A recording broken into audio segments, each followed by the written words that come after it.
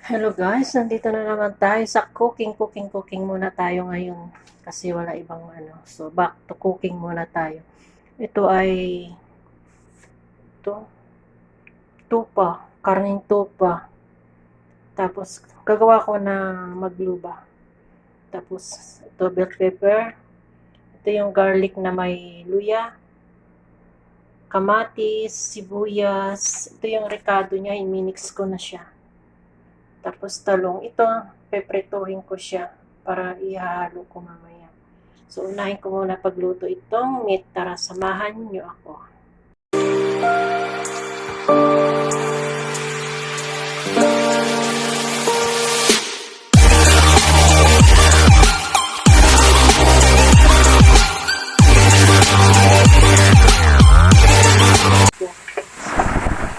Dito na kita yung sibuyas.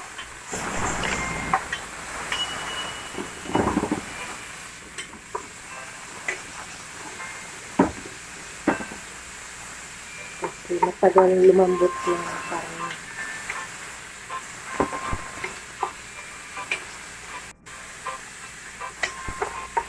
Ayan guys, hindi ko na pinakita ang paglagay ng sibuyas.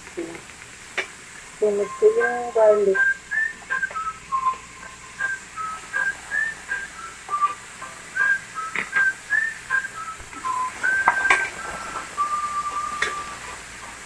Dito ko na siya sa pressure cooker para mabilis kasi matigas na. Matagal palambutin yung meat na tupa.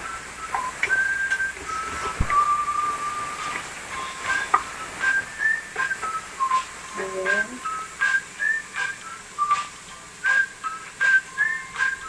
Sasakot sa ko yung wait lang. Okay.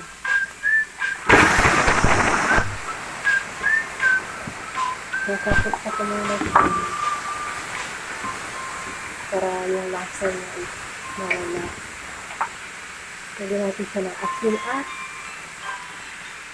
ginger powder. Ayan. Ano na siya? Ayan na siya. Medyo natuyuan na siya. Lagay ko na yung kamatis.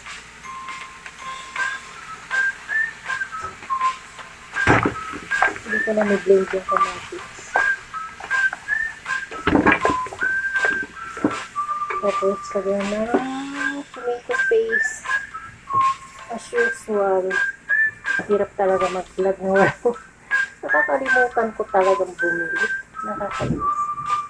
Ayan, hindi talaga ito nawawala yung tomato paste. So, ayan. Isakot-sak ko muna din siya. Kasama ang kanyang recado. Ito, inimix ko na siya para lumasa. Ayan. And then, nalagyan ko siya mamaya ng tubig para palambutin sa pressure cooker. Ayan na siya guys. So, ilagyan ko siya nito para hindi siya mag-ano.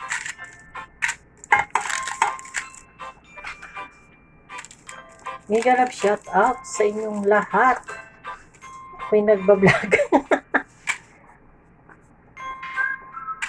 Naka-live ako habang nagbablog.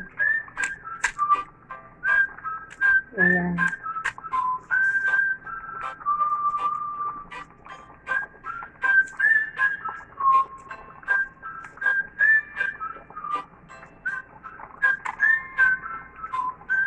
Bagong ligo naman ako, kaya kinamay ko na. Ayan yung kanin na ilalagay ko. Pinapakuluan ko pa. So, ayan. Tapos, ilalagay ko na ito.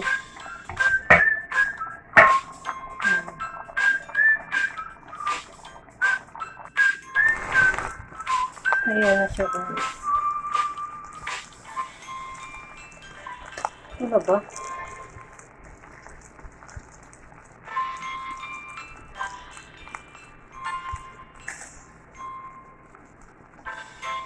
Nakalimutan ko ang butter.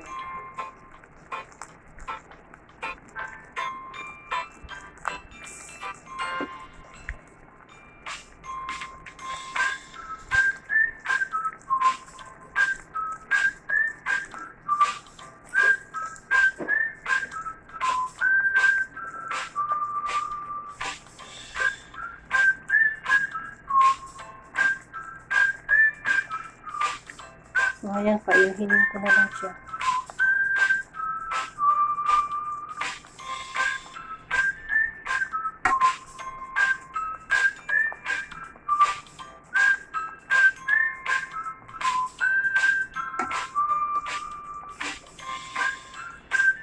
Wala akong butter.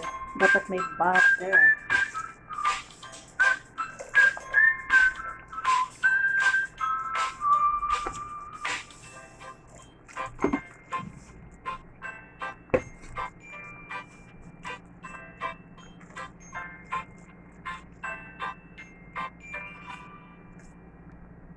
Ayan, painginin ko na lang. Ayan na siya guys. Di ko na napakita paano paglagay, paano paghain. Ayan na siya. Yummy. So, ayan yung laham niya. Yung gulay niya sa ilalim na.